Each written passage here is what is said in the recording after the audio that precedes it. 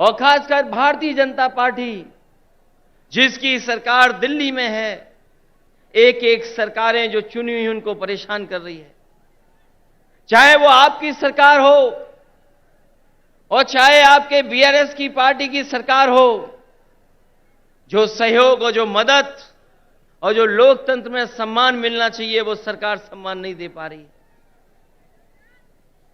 समय समय पर रुकावट कैसे पैदा हो, नेताओं को कैसे परेशान किया जाए, उनके खिलाफ क्या साजिश की जाए, उनके विपक्ष के लोग जो उनके सामने खड़े होकर के सवाल पूछते हैं, उनको किस षड्यंत्र से उनको दबाया जाए, उनकी छवि कैसे खराब की जाए, ये भारतीय जनता पार्टी की सोची समझी थी रणनीति के तहत काम कर रहे हैं।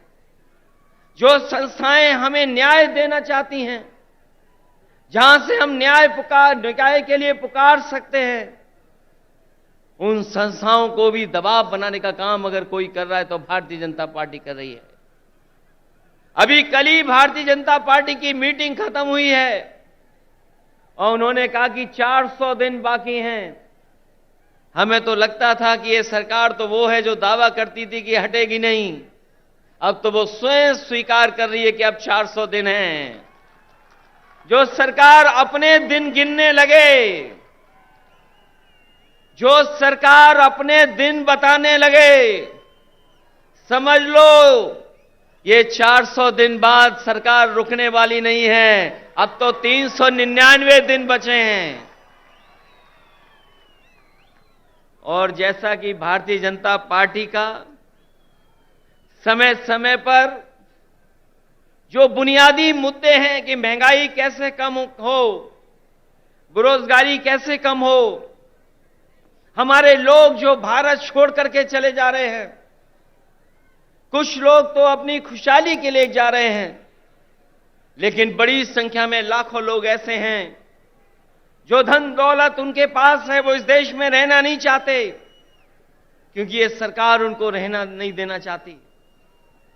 इनके पास बुनियादी ठोस मुद्दे जो किसान की जरूरत के वो नहीं पूरे कर रहे हैं।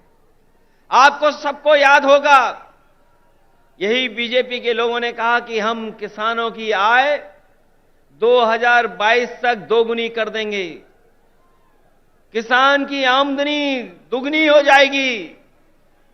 हालांकि 2023 शुरू हो गया है, लेकिन मुझे तो ये लगता है किसान की तकलीफ और परेशानी को देख करके इन भारतीय जनता पार्टी के लोगों का 2022 अभी खत्म नहीं होगा, इनका 22 खत्म नहीं होगा, 23 आ गया, 24 आ जाएगा। लेकिन भारतीय जनता पार्टी ने जो वादा किया था कि 22 तक हम किसानों की आय दोगुनी कर देंगे, वो अभी दोगुनी नहीं हुई है। हमारा किसान तकलीफ और परेशानी में है, उसको वादा तो कर रहे हैं, लेकिन जो बुनियादी उसे मदद मिलनी चाहिए वो मदद नहीं मिल पा रही है। ये हमारा जो नौजवान दिखाई दे रहा है, ये नौकरी और रोजगार की तलाश में अपना भविष्य चौपट कर रहा है। ये सरकार कोई ठोस कदम नहीं उठा पा रही। आपका प्रदेश में तो सरकार है जहां मुख्यमंत्री काम कर रहे हैं, लेकिन हम तो अपने प्रदेश में देखते हैं जहां पर बड़े पैमाने पर बेरोजगारी है। जैसे ही चुनाव आ गया है, इन्होंने तय कर लिया है कि जगह जगह इन्वेस्टमेंट मीट करेंगे और इन्वेस्टमेंट मीट के बहाने लोगों को धोखा देंगे। ये प्रचार के माध्यम से धोखा देना चाहते हैं।